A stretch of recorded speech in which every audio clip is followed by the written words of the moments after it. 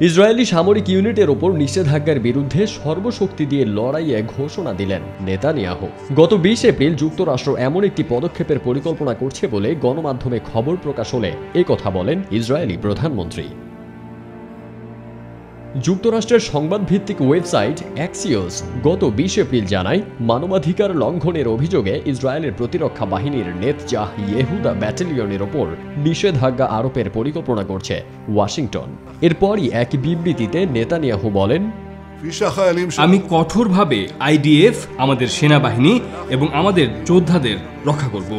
যদি কেউ মনে করে যে তারা আইডিএফ এর একটি ইউনিটের উপর নিষেধাজ্ঞা আরোপ করতে পারে, আমি আমার সমস্ত শক্তি দিয়ে এটির সাথে লড়াই করব।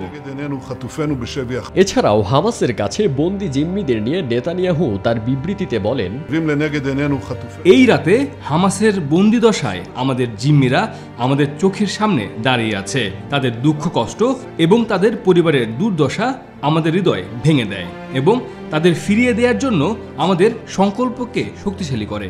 আমরা তাদের দেশে ফিরিয়ে আনার পবিত্র কাজ থেকে এক মুহূর্তের জন্য বাদ দেই না। দুর্ভাগ্যবশত এখন পর্যন্ত আমাদের জিম্মিদের মুক্তির সমস্ত প্রস্তাব হামাস সরাসরি প্রত্যাখ্যান করেছে। তাই আমেরিকান সেক্রেটারি অফ স্টেট ঠিকই বলেছেন, হামাস তাকে দেয়া সমস্ত প্রস্তাব প্রত্যাখ্যান করেছে।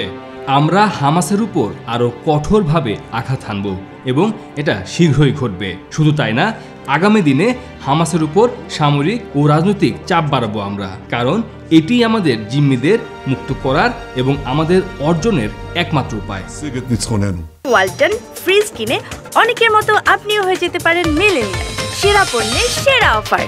পশ্চিম তীরে ইসরায়েলি বসতি স্থাপনকারীদের সঙ্গে সংশ্লিষ্টতার ঘটনায় যুক্তরাষ্ট্র গত 19 এপ্রিল একাধিক নিষেধাজ্ঞার ঘোষণা দেয়। ইসরায়েলের যুদ্ধকালীন মন্ত্রিসভার সদস্য বেনি গ্যান্টজ গত 21 এপ্রিল এক বিবৃতিতে বলেন, তিনি বিষয়টি নিয়ে মার্কিন পররাষ্ট্রমন্ত্রী অ্যান্টনি ব্লিংকনের সঙ্গে কথা বলেছেন। তাকে বিষয়টি পুনর্বিবেচনা করতে বলেছেন তিনি।